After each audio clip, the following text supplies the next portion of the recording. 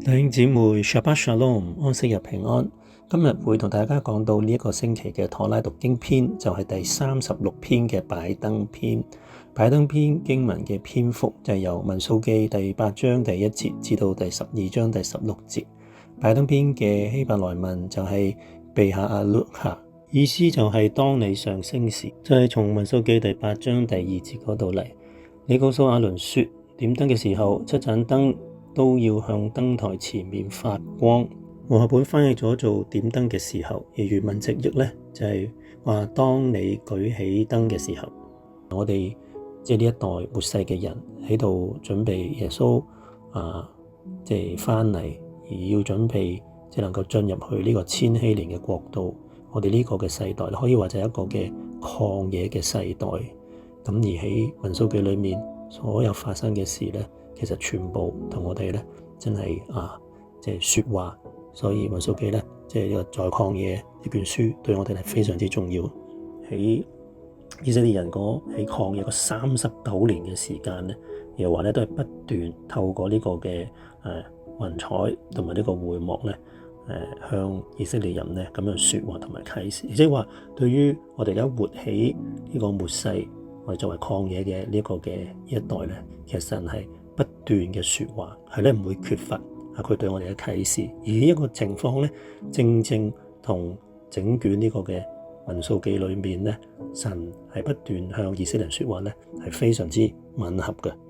喺民數記一開頭第1章第1節嗰度呢，有提到呢話喺第2年嘅2月初1日呢，耶和華呢喺會幕嗰度呢曉諭摩西。而喺原文嘅直譯呢，係耶和華曉諭摩西。呢幾隻嘅字呢係連埋一齊。而呢個嘅片語話耶和華曉諭摩西，即係話神嘅有啟示啦，有向摩西說話。呢個嘅片語呢，喺整個嘅妥拉當中係咧出現咗差唔多呢，即係90次。咁如果喺呢個嘅妥拉裏面，特別其中嗰3卷書，就係出埃及記、利未記同埋民數記。如果我哋可能就會估，咁梗係又話曉諭摩西會喺利未記出現嘅次數應該係最多，但事實呢，就唔係咁樣樣。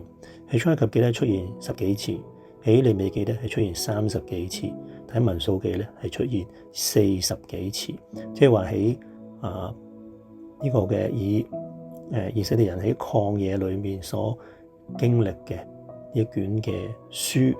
喺耶和華要曉諭同摩西講嘢呢，一個嘅片語所表達出嚟嘅呢，喺民數記裏面最多。即係話當我哋喺呢個嘅曠野作為呢啲曠野嘅一代喺啲末世嘅時候呢，其實神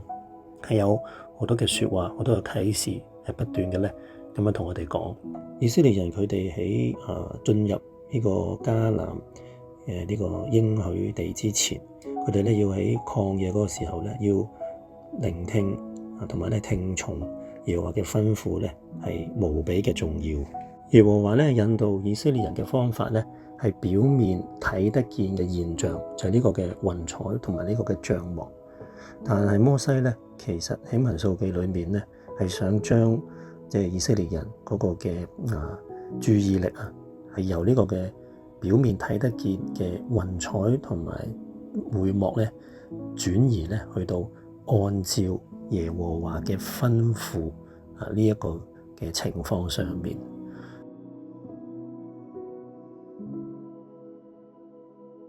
咁跟住落嚟呢，就講下擺燈篇呢5章經文嘅主要內容啦。第8章頭嗰4節呢，就係講到呢個點燈嘅條例啦。跟住喺第8章剩翻嘅內容呢，就係講到利未人被潔淨啦，跟住被分別為聖出嚟任職去辦理呢會幕嘅事。而第9章就係講到以色列人佢哋第一次離開埃及之後喺曠野呢，第一次過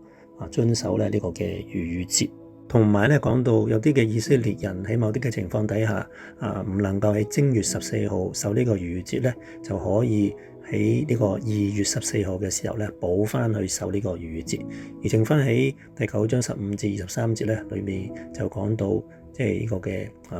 神嗰個嘅雲彩代表住佢嘅同在幾時降臨喺呢個會幕嘅時候咧，以色列人咧就要安營；而當呢個嘅雲彩收翻上去嘅時候咧，以色列人咧就要喺曠野裏面咧就起行啦。第10章咧就講到以色列人正式起行之前嘅最後一個嘅準備，就係咧要做2支嘅銀號啦，同埋咧關於吹呢2支銀號嘅嗰個條例。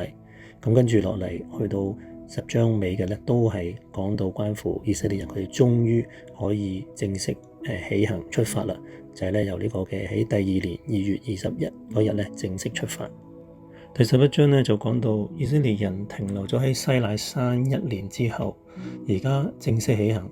冇幾耐咧，佢就即刻已經向耶和華咧發怨言，同埋咧講到咁耶和華去解決嘅方法，首先咧就係會將降喺摩西身上面嘅靈咧，亦都會分賜俾70個嘅長老啦，同埋咧神咧會供應呢個嘅鵪鶉俾以色列人食，去解決佢哋咧食物嘅問題，亦都咧講到神咧因為以色列人咁樣嘅對神嘅埋怨咧，神咧就降下呢個嘅災禍咧嚟到咧去擊殺好多嘅以色列人。第12章咧就係講到米利暗同埋亞倫咧，佢哋毀謗摩西，因為咁樣咧而咧就被耶和華懲罰。米利暗咧就生呢個嘅大麻風啦，而摩西咧亦都向耶和華咧去禱告，求神咧去醫治佢家姐米利暗。交代完呢個擺燈篇裏面嘅主要內容之後咧，而家咧就會揀裏面一啲嘅重點嚟到講。第一就係呢個新約聖經咧，會形容我哋呢一代即係準備耶穌翻嚟之前呢一代係咧一個咧叫做喺曠野裏面嘅一代，呢個咧係新約對我哋嗰個理解。咁所以民數記本身佢嘅原文咧，巴密巴就係在曠野，所以喺在曠野呢卷書裏面嗰個嘅內容咧，嗰個重要性對於我哋呢一代嚟到講咧，可以話係不言而喻嘅。特別咧就喺保羅佢哥林多前書第10章裏面咧有提到，有咁講，10章11節嗰度話，他們遭遇這些事都要作為鑑戒，並且寫在經上，正是警戒我們這末世的人。保羅喺呢節咧提到話以色列人咧佢哋遭遇這些事，而就係呢啲佢遭遇呢啲嘅事咧，就係喺由第10章1到第10節裏面所發生嘅事。而呢所有嘅事咧，都係以色列人咧喺曠野裏面咧經過，包括咗佢哋經過紅海啦，從磐石嗰度有水飲啦，以色列人因為行奸淫嘅罪，一日就死咗23000人啦，亦都因為試探耶和華啦，被蛇所滅。所以對於保羅嚟講，第二點就咧按住新約裏面保羅去形容我哋呢個末世嘅呢一代，即係話呢個 end time generation， 形容我哋咧為呢個嘅曠野嘅一代，亦都係呢個 generation of the wilderness 嚟到講。咁喺呢個擺燈篇裏面呢個9章15到23節呢段嘅經文咧，就非常之特別同埋重要。咁我讀第9章17至到第19節啦。雲彩幾時從帳幕收上去，以色列人就幾時起行。雲彩在那裏停住，以色列人就在那裏安逸。以色列人遵耶和華的吩咐起行，也遵耶和華的吩咐安逸。雲彩在帳幕上停住幾時，他們就住營幾時。雲彩在帳幕上停留許多日子，以色列人就守耶和華所吩咐的，不起行。經文裏面咧提到一個咧停留喺帳幕上邊嘅雲彩，就係咧象徵住耶和華嘅同在嘅，係就好似日間就好似雲柱咁樣樣，而夜間咧就好似火柱咁樣樣。呢個係代表住即係神向住以色列人嗰個咧不斷有嘅嗰個嘅啟示，不斷咧向以色列人咧說話。而呢一個嘅雲彩咧，其實就係從喺以色列人佢哋喺第2年即係立起呢個嘅會幕，喺第二年嘅1月1號嘅時候咧，就已經開始停留咧喺即係摩西呢個嘅會幕上面。咁即係話，所以整卷嘅民數記裏面，耶和華曉諭摩西，再加埋耶和華咧，以呢個停留喺帳幕上面呢一個嘅雲彩作為引導以色列人嘅方法，都係話緊俾我哋聽。我哋呢個活喺，雖然咧活喺呢個嘅曠野呢個嘅末世嘅呢一代，其實同以色列一樣，我哋咧都係可以領受到神咧好多嘅啟示同埋説話。佢咧係其實不斷都同我哋講説話，我哋咧係唔需要擔心話咧我哋而家活喺呢個末世咁嘅曠野當中，神咧係唔向我哋啟示。第三點咧就係話，按照耶和華嘅吩咐呢句説話咧，淨係喺民數記第9章15至23節裏面咧，就已經出現咗7次。呢句説話咧，總共喺即係呢個舊約聖經或者希伯來聖經裏面咧，出現咗25次。但喺民數記總共喺成卷民數記咧，就出現咗19次。再加上民數記第9章第19節嘅下半節，以色列人就守耶和華所吩咐的，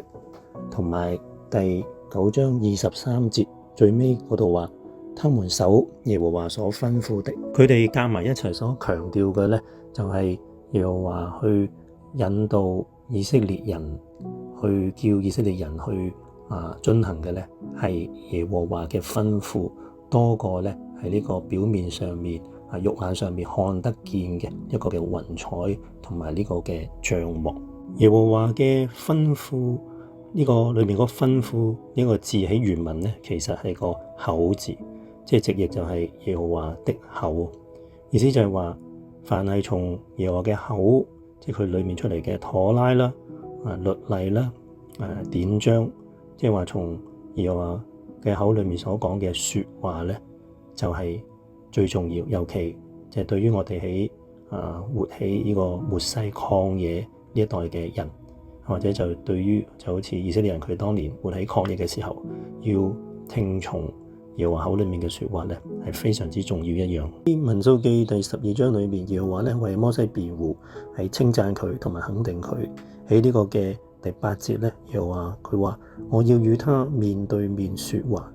其實咧喺原文嗰度咧，直譯係我要與他口對口説話，即係話 I will speak to him mouth to mouth， 即係話。耶和華要將佢口裏面嘅説話擺喺摩西嘅口裏面，因為耶和華嘅口就係耶和華嘅吩咐。所以去到新約嘅時候，耶穌佢自己亦都喺馬太福音第4章第4節嗰度，佢親自咁樣講，佢話：人活着不是單靠食物，乃是靠神口裏面所出的每一句説話。祝福大家。